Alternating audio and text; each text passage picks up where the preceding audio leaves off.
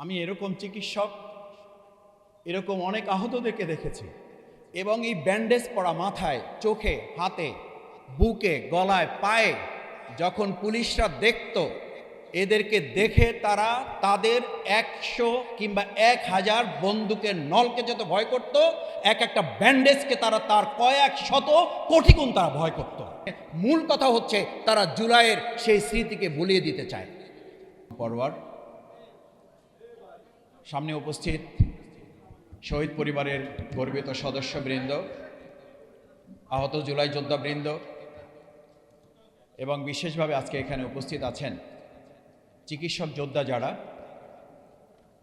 সে সমস্ত চিকিৎসক যোদ্ধা ভাই বোনেরা যারা কষ্ট করে উপস্থিত হয়েছেন, তাদের প্রতি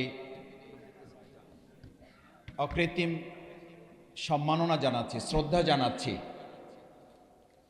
যেটা আপনারা একটা ইবাদত হিসাবে করেছেন এবং একটা ইসলামের ঐতিহাসিক সোনালী অধ্যায় আবার নতুন করে মানুষের সামনে তুলে ধরেছেন। আমরা একসময় শুধু বলতাম যে we have nicely glorious past. মুসলিম হিসাবে, মানব সভ্যতা হিসাবে আমাদের একটা সুন্দর অতীত আছে, আমাদের একটা গ্লোরিয়াস পাস্ট আছে।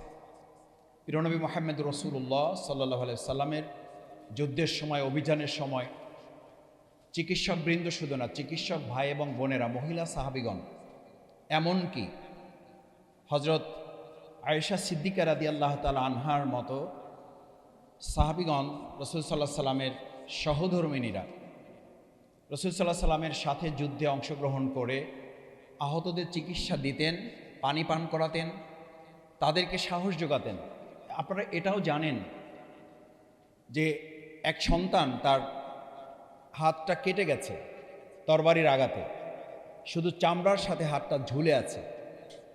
এই অবস্থায় সে তার চিকিৎসক মায়ের কাছে ফিরে এসেছে যখন, মা তখন তাকে মনে করেছিল সন্তান বলবে, বাবা তোমার আর যুদ্ধে যাওয়ার প্রয়োজন নাই, তুমি তো আহত হয়েছ, তুমি এখন বিশ্রাম গ্রহণ করো।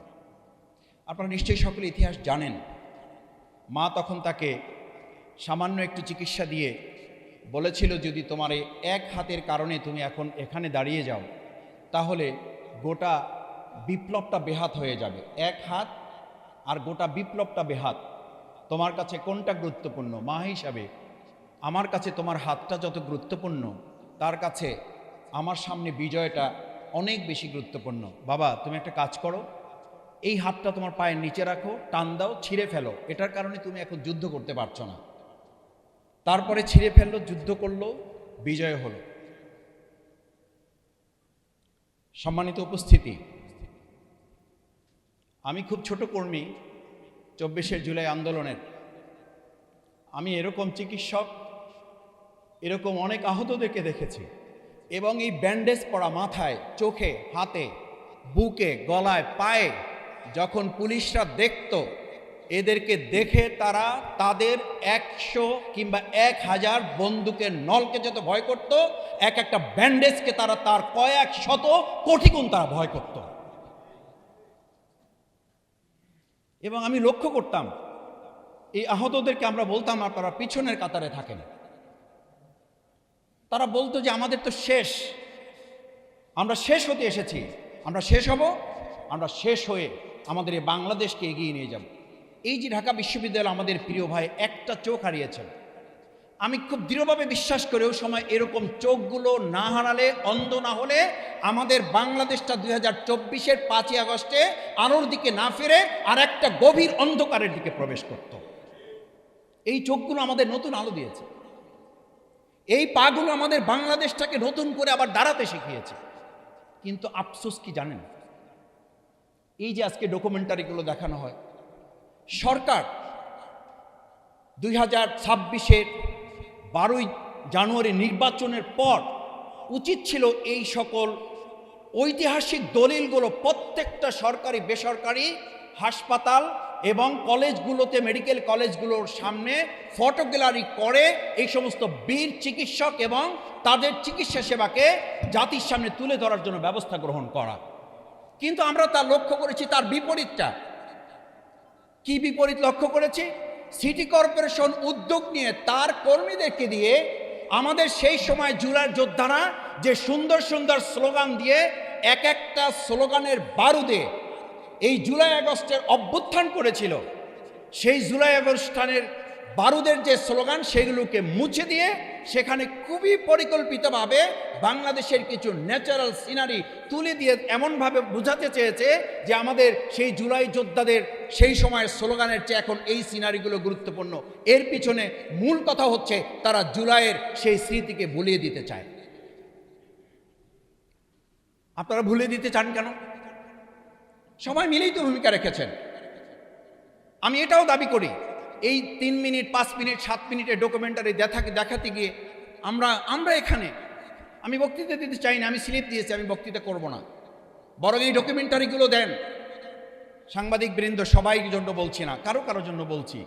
কেউ মনে করছেন একটু পরে আসলে বক্তৃতা দেন, বক্তৃতা দিলে আমরা আমাদের মূল কাভারেজটা পেয়ে যাব।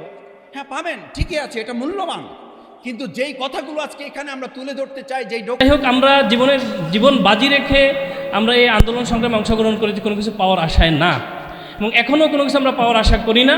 আমরা দেশের মানুষের মুক্তির জন্য আমরা এই সংগ্রামটা করেছিলাম, যদিও এখন আমরা কাঙ্ক্ষিত সেই মুক্তি পাইনি। তো আমরা সাংবাদিক ভাইসহ যারা চিকিৎসক ভাই বোনেরা আছেন তাদের কাছে আমাদের আকুল আহ্বান, আমরা একটা নতুন যে স্বপ্ন নিয়ে আমরা জুলাই আন্দোলন করেছিলাম সেই স্বপ্ন বাস্তবায়নে আপনাদের সর্বোচ্চ সহযোগিতা, সৎ ন্যায়পরায়ণ এবং দুর্নীতিমুক্ত যে বাংলাদেশ, যেটা আমরা এখন বিপরীত চিত্র দেখতে পাচ্ছি, সেই দুর্নীতিমুক্ত বাংলাদেশে আমাদের সংগ্রামটা আমরা অব্যাহত রাখি। আমরা জুলাই মাসে যে সাহস নিয়ে অগ্রসর হয়েছিলাম সেই সাহস যাতে অব্যাহত রাখি, সবাইকে সে আহ্বান জানিয়ে আমি আমার কথাগুলো বা আমার অনুভূতিগুলো শেয়ার। আউযুবিল্লাহি মিনাশ শাইতানির রাজিম, বিসমিল্লাহির রহমানির রহিম। আল্লাহ রাব্বুল আলামিনের দরবারে শুকরিয়া যে একটা জুলাই পরবর্তী এরকম একটা প্রোগ্রামে আমরা কথা বলার সুযোগ পাচ্ছি। উপস্থিত সবাইকে আসসালামু আলাইকুম।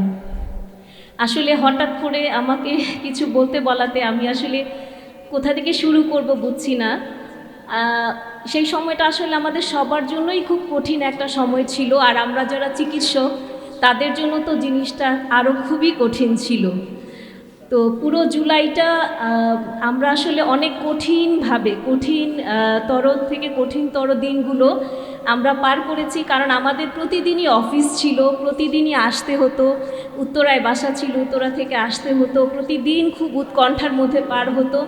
প্রতিদিন যখন এক একটা প্রাণ যাচ্ছিল, 1টা 2টা 3টা 4টা এমন করে যখন অনেক প্রাণ ঝরে যাচ্ছিল, মানে প্রতি মুহূর্তে শুধু খালি আল্লাহর কাছে দোয়া করতাম যে আল্লাহ এই কঠিন দিনটা কবে শেষ হবে। আর আরেকটা জিনিস যেটা আমাদের কাজ করতো সেটা হচ্ছে যে